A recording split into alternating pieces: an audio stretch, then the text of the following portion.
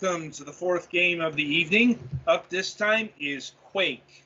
We'll note apologies for having to resort to trailer footage, but apparently Petty was having problems with the Game Pass edition of Quake. So, specifically with getting it into windowed mode. Yep. And nobody felt like plunking down an extra $10 for the Steam version. Yep. But anyway, so I don't know, it's kind of hard to start because, I'm going to assume that the people who watch us is presumably familiar with Quake. It's, one of the most seminal first-person shooters ever put out. And I mean, ever. Do you like your shooters with lots of deep dialogue-based path choices, regenerating health, and high-resolution graphics, with lots of polygons and stuff? This game might not be for you. Right. I mean, that being said, there's been a lot of ink spilled about Quake and its various aspects. And we're not really going to get into that. I don't feel like recapping the, stormy development of the game or its impact. We're really not here to talk about the. That's more of a topic of discussion thing, and I think it's one we've done. Yeah. This is more about the fact that, everyone's reviewing it because out of the blue, almost, the game did get leaked by a lot of retailers.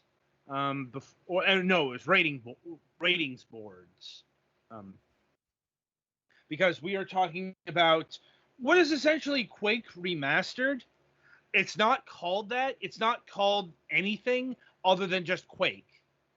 But it is a, modern day Quake, now on the Steams and stuff. Quake was on the Steam beforehand, but it's more Quake, now on modern consoles. And also doesn't need 10,000 workarounds to get it working on a modern operating system. Well, that wasn't too much of a problem, at least not for me. The original version of Quake worked okay on my modern PC. The problem was, for whatever reason, it was picking up in software rendered mode. So, oof. Yeah, it looked like it was in software rendered mode. Very blurry and ugly, even for Quake. And it's also worth noting there are a lot of source ports for Quake. Like Dark Places, for example. Because the source code was released in 2000, if I'm remembering correctly, and Quake, once again, it's one of the more popular id Software FPS games. So a lot of work's been done in the periphery. This is a port for the lazy, or at least ostensibly, because it's not just a resolution bump. It's not just making it compatible with modern day hardware. It adds controller support. I don't know why you would want that for the PC version, but it's there. You'll forgive me if I'm befuddled by this because, Quake is a mouse and keyboard game. It just is. Mm-hmm. Because, as in, it was literally designed with those tools of implementation in mind. But, you can get Quake for the Switch or, PlayStation 5 or, Xbox or Game Pass or, it's pretty much, if you can name a thing that's supported right now, it has Quake on it. Which is actually a fairly impressive feat because I think that, this version of Quake got ported to if you're separating out storefronts as separate platforms, like 6 or 7 platforms here, and it's got cross-platform multiplayer as well. Mhm. And it's not just Quake that is in this package. It's the full Monty. That is to say, it's Quake. It's got the original 2, what they called the mission packs, if I'm remembering correctly. But they weren't mission packs. They were full-on expansion packs. See, for what they used to call DLC back in the day, except they came on discs. But worth noting that this new package of Quake has the recently released Dimensions of the Past, which came out for the 20th anniversary of Quake, and it's got a brand new expansion, Dimension of the Machine, which I think you can only get here for the moment. Like, I imagine it's like Dimension of the Machine will be like backported to the original version of Quake one way or another. Like, because that's kind of what modding communities do. Mhm. But the new expansion packs were made by Wolfenstein, the New Order developer Machine Games. I'll note I haven't had the chance to play those yet. I just completed the main campaign yesterday. Main campaign will run you a few hours, like I'd say about 15 hours, because it's actually a bigger game than a lot of 90s first-person shooters. Mhm. Because if I'm remembering, an average episode is about 6-7 levels, including the hidden one, which was pretty standard for 90s FPS in terms, and we're talking big levels as well. Quake is probably not as sprawling as Doom.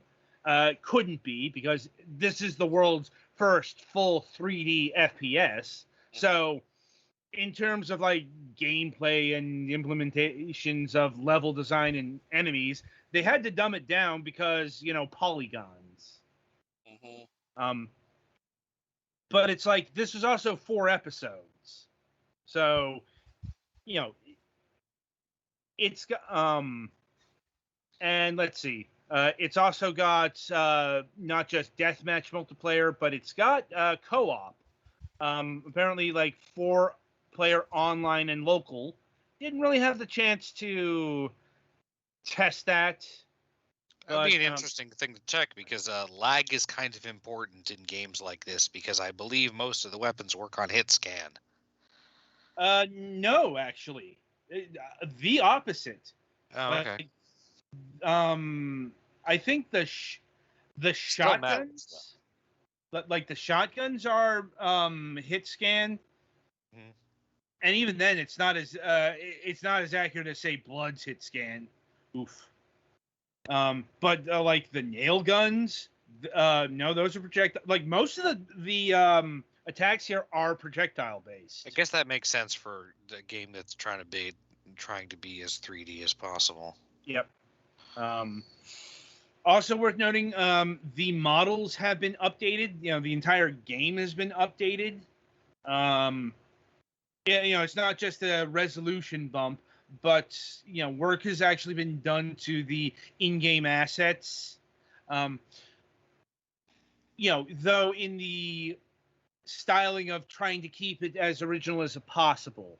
Probably one of the best reinterpretations I've seen in that regard. They didn't make it too high res. Yeah, no, and they didn't add like a ton of polygons. And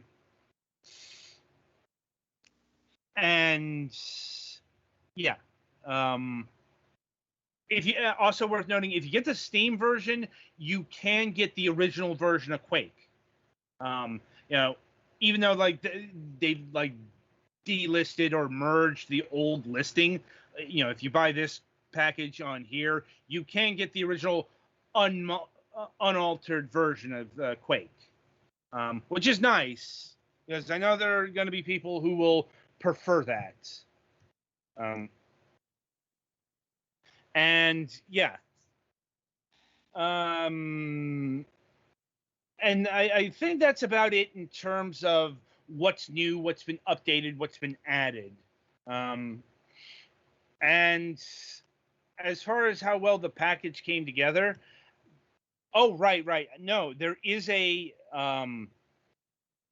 it has that Bethesda official mod feature in it, where you will be able to add, very easily, new mods, new expansions, all the user generated content that something like Quake is especially known for.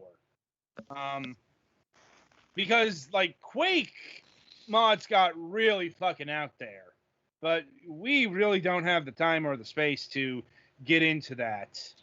I'm pretty sure Quake mods could be their own entire episode. Yeah. Interestingly enough, the mod that is available at press time is Quake 64.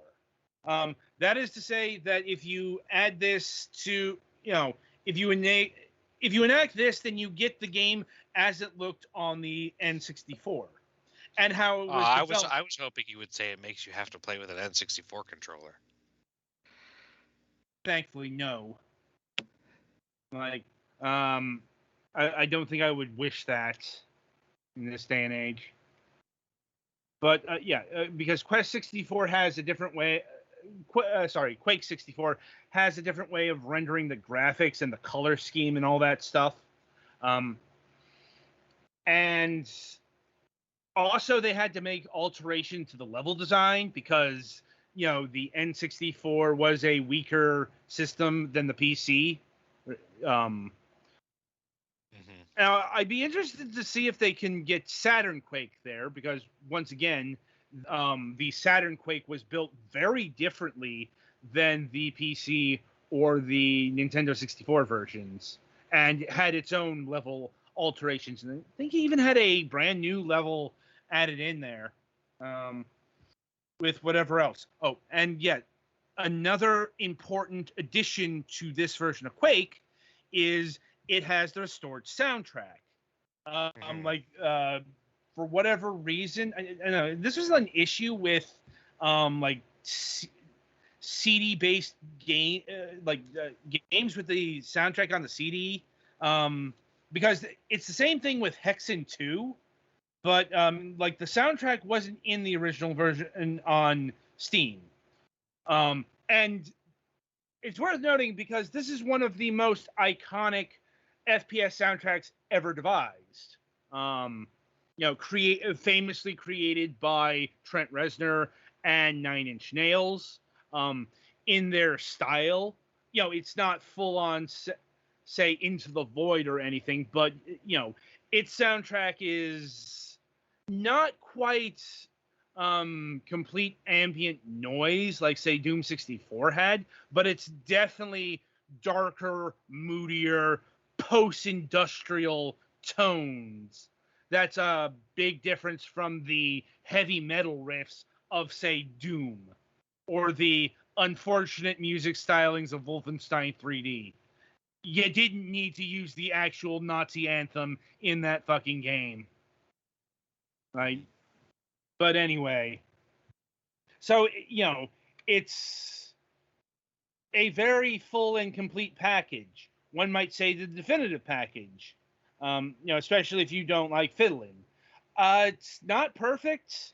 I'll admit, in my own experience, this could be just a PC gaming thing, or it's like I had some stability issues with this. Nothing that was a deal breaker, but good chunk of the time when I'd load up the game, it would just randomly crash out. Or for some reason it wouldn't load my save. Like, I don't know what's behind that. And even with the most recent patch, that's still doing that. I don't know if that's a Steam thing or it's more my computer, but it was a thing I experienced. Annoying, but I've dealt with a lot worse. So, yeah, overall, how to rate this game? Well, as a game itself, if you're even remotely into first-person shooters, you should play this game. Like, this is kind of, in its genre, required reading. Now, if you're now if you're more into, say, modern shooters, this might be a harder sell. Not just because it's all low poly and brown most of the time. It's because the gameplay here is very different than, say, Call of Duty, and what have you. Like, it's faster. It's a lot faster. I am of the subset that wondered, okay, why was moving fast in FPS games considered to be bad? And why did we add stamina meters to FPS games? It takes out the strategy. If you can just be where you want to be, you don't have to start thinking about where you want to be way before you want to be there. I'm speaking facetiously. I know, me too. Like, obviously, the game, it's like why regenerating health is not necessarily a bad thing. Yeah. It's all dependent on how you're designing your game. The methodical pace of modern military shooters really wouldn't fit with like something as fast paced as something from the 90s. But not to worry. I mean, there's a whole revival. The whole boomer shooter thing. Anyway, the port is $10 no matter what the system. Absolute recommend. But you can also get it on Game Pass. Yeah, I was about to say it's also included with the Game Pass subscription. So yeah, and unlike certain games, Quake's probably not dropping out. Yep. Because that whole Microsoft owns Bethesda thing. Yep. But it's like, as far as a game goes, it's as close as a 10 out of 10 as I can say. It's one of the definitive FPS games ever made. I can't emphasize that enough. I mean, for fuck's sakes, there are hours worth of documentaries and books and just all that kind of shit dedicated to the various aspects of Quake. As a modern day package, not quite the best I've seen out of Night Dive, at least personally, but it's their usual strong stuff. I think that'll about do it for this installment of the Fragments of Silicon reviews. Coming up on the week ahead, on Wednesday, September 8th, we will be having Anthony and Michael Berlin of Deep Dive Interactive back on the program. You might remember we had them on a few years ago when they were talking, when their Vengeful Rights VR RPG was in early access. Well, now the game is out, so we're going to be revisiting this. We're probably going to redo the interview more or less because honestly, this was a few years back, and it's not like we've had them on since about other products. So a reintroduction is probably not the worst idea since I think it was 2019 we had them on last.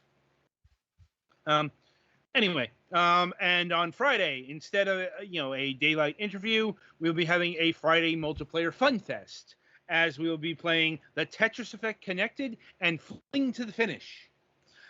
So until next time, I shall wish you good gaming.